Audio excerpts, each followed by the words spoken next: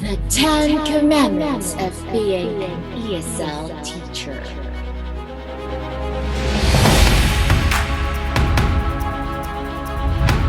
Hello, ESL teachers. For today's video, I'll be sharing with you the 10 Commandments of Being an ESL Teacher. If you want to keep your job, if you want to get high salary, watch this video. But if you want to get terminated, you want to lose your job, get complaints, well, don't watch this video.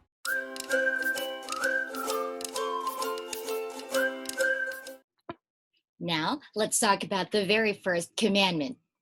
The very first commandment as an ESL teacher is, thou shalt not have any ESL company besides your chosen company. Pretty basic, guys. But the point is, when you choose Acadsoc, stick to Acadsoc. Don't work at the same time with, let's say, work for 51 Talk, work for NovaKid at the same time. Because if you get caught, you're going to lose your job.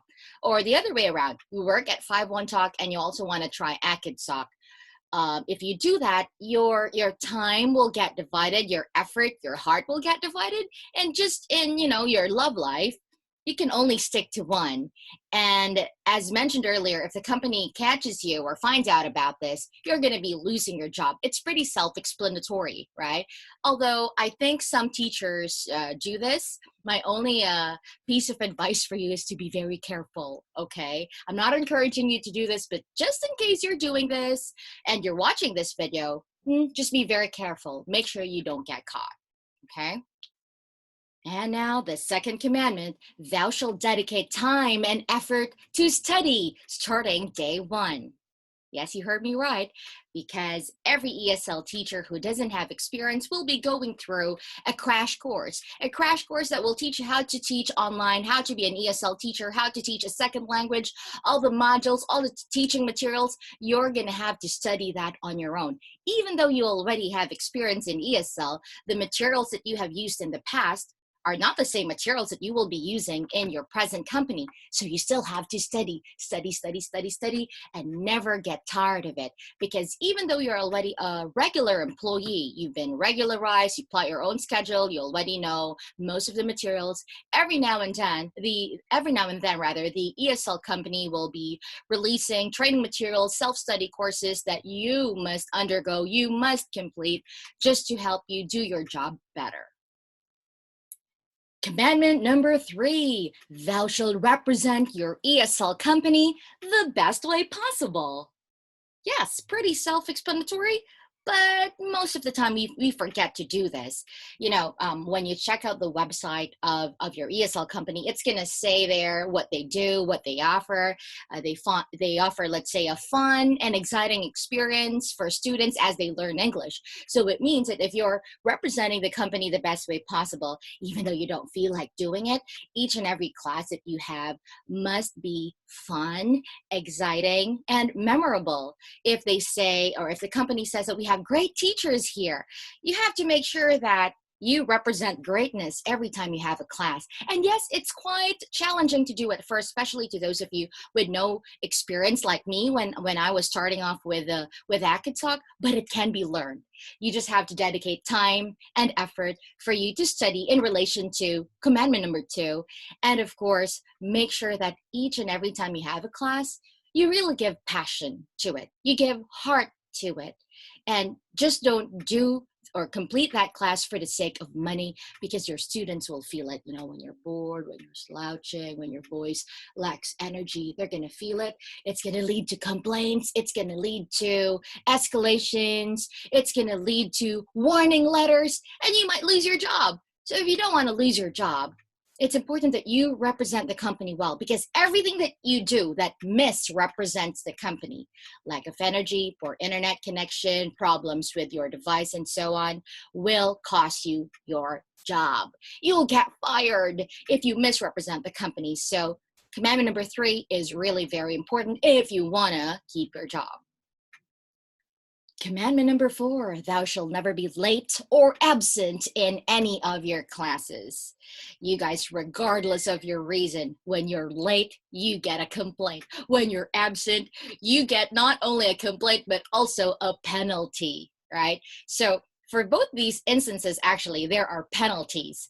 And the more you get penalties, the shorter your lifespan is in the company, the more negative attention you draw to yourself. And one of the most effective ways to draw negative attention to yourself is to be late or absent. Your manager will hate you. The management will notice that you've been slacking off. You might be lazy. You're misrepresenting their company.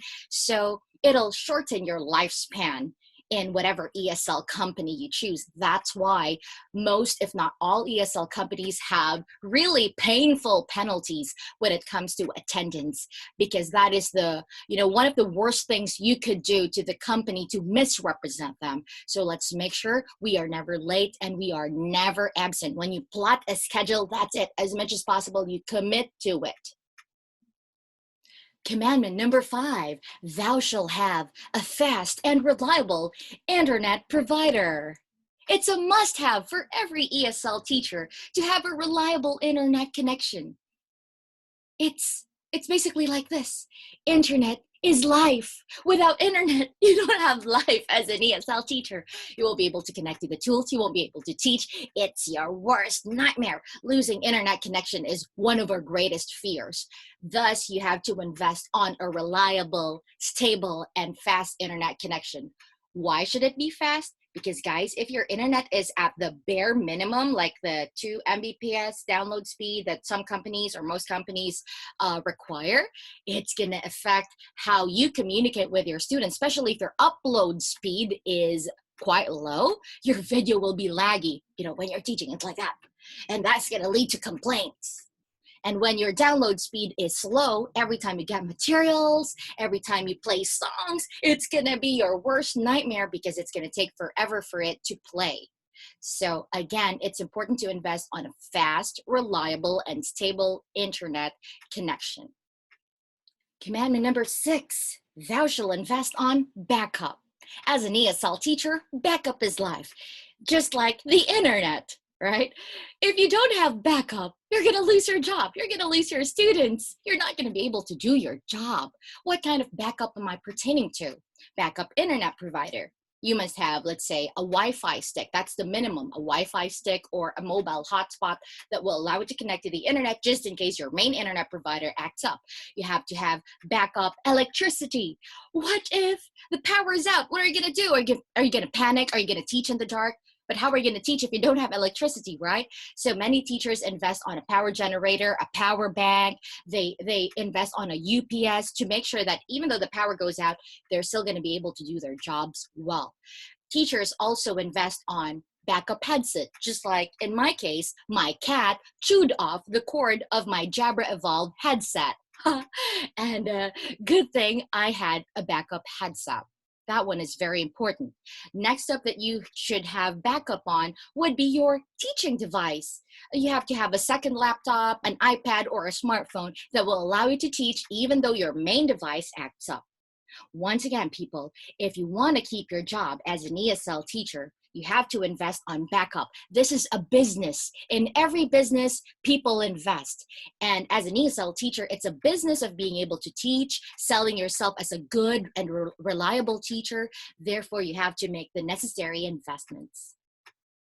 Commandment number 7, you have to leave competent class remarks each and every time you have a class. Class remarks would be your observations, your feedback about the student, and it should contain the name of the student. And what is this for? Of course, parents and even students would like to track their progress. How are they going to be able to track their progress if there's, barely notes left on their class? And next teachers or succeeding teachers would badly need your remarks. They would need to read it, okay, to, this is how the student is. This is what I should do. The teacher said this student has behavioral problems. It's basically like this. You are helping the next teachers do their job well if your remarks are competent, if your remarks are reliable. So to those of you who are leaving class notes after your 25-minute or 40-minute classes, make sure it includes the student's name, your actual observations. Don't just rely on a template, like you just copy paste the same notes every time you have a class. That's basically useless. And you can even get a complaint for not being able to leave competent and reliable class remarks, because many parents read them. If they don't like it, if they think it's too generic, you can get escalated, and that will bring you down. That will make you lose your job. Commandment number 8, you must have good lighting, headset, and props. Those are like the basic requirements of every ESL company. You need lighting to appear professional, to be enticing to the eye of your students. You need a reliable headset or a reliable microphone so that you can be clearly understood by your students. And since most of us work from home, if there are like chickens, dogs, noisy family members, noisy cars, noisy vehicles, your good quality noise canceling headset will eliminate most of those sounds. And again, it'll contribute to creating that professional image and reputation for you. And of course, the props, pretty basic for the kids, of course. You need to entertain the kids. You need to grab and maintain their attention. How are you going to be able to do that? By using props. A microphone, a wand, dolls, toy cars, flashcards, and so on. There are many, many kinds of props that you could use in your online English classes. Commandment number 9, thou shalt respond effectively to different student personality types. What do I mean by that? Every student is unique. Every student has their own personality. They're different. One student may be bossy, the other may be the ideal student. One may be rude, the other one may be shy, the other one may have zero knowledge in English, the other one may be really competent in English. We have different student profiles, and as a competent ESL teacher, it's a responsibility to respond to different kinds of personalities, behaviors, and backgrounds effectively. And how are you going to be able to do it? Number 1, of course, is related to the previous commandments that I've mentioned, which would be for you to study. You have to study the materials to learn more how to teach efficiently and effectively and be a competent teacher. And of course, when it comes to arguing with students or reprimanding students, that is the worst thing you could ever do, guys. It'll bring you down. It'll make you lose your job. If you reprimand your students, if you say bad things to them that, hey, you're not supposed to do this, or if you say, let's say you act as if you're their parent and you tell them that what they're doing is impolite, and then you make this face, this serious face as if you're giving them a sermon and you're giving them a lecture about what to do and what not to do. That could get you in trouble, because that is the sad truth of ESL companies. We don't have the right to reprimand students. We don't have the right to give them a sermon, just like a parent, or just like what teachers would do in our schools. Teachers would reprimand you. Teachers would actually embarrass you when you're doing something wrong or you're doing something offensive. But in ESL companies, especially the fact that we are independent contractors, we have no right to do that, sadly. So you have to learn how to address the behavior effectively, professionally. When someone is being rude to you, when someone's giving you the finger, cursing at you, doing crazy things that's basically something personal already, you still have to stay neutral. You have to tell them nicely, oh, I don't appreciate what you're doing. I hope you'd stop that. I'm here to help you. But again, showing anger like, hey, why are you giving me the finger? Hey, you're not supposed to talk to me that way. I'm your teacher. We're not supposed to do that. And finally, the 10th commandment is, thou shalt not bring personal problems to work. That's quite challenging for ESL teachers because many of us are home-based, right? But in ESL, work is work. Even though you have personal problems, Let's say someone in your family got sick. I'm so sorry about that. Someone died in your family. My condolences. Or someone had to be rushed to the hospital. Anything bad that happens to your family has nothing to do with your company. Therefore, sadly, they don't care about that.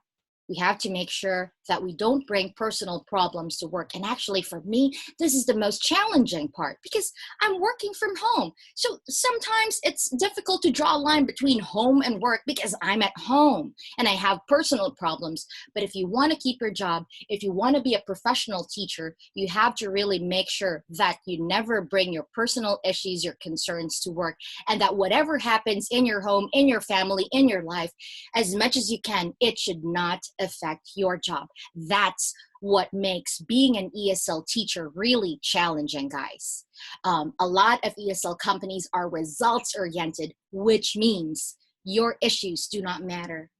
Your problems don't matter. Regardless of what happens, you will still get a penalty. You will still get a complaint. So guys, we have to be ready. Preparation is key. Mental, psychological preparation, having backup.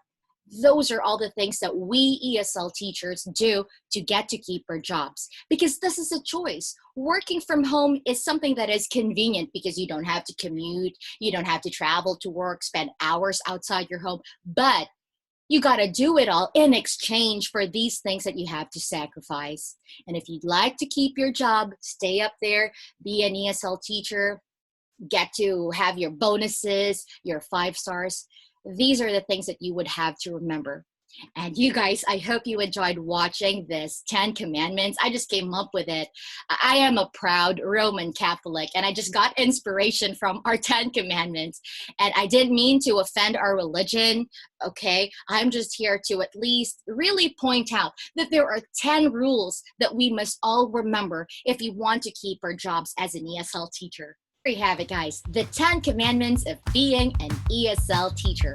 If you like this video, please give it a thumbs up. And if you have any thoughts that you might want to share, feel free to comment down below. I'll respond to you, I promise. And don't forget to share some love. Please subscribe to my channel because your support is something that truly matters to me. And if you want to get notified for new video uploads, don't forget to click the bell icon so that every time I upload great content, you'll get notified about it. Thank you so much, guys, for watching, and I hope you guys stay tuned for more videos. You have a great day and continue to be a blessing to the people around you. Bye-bye.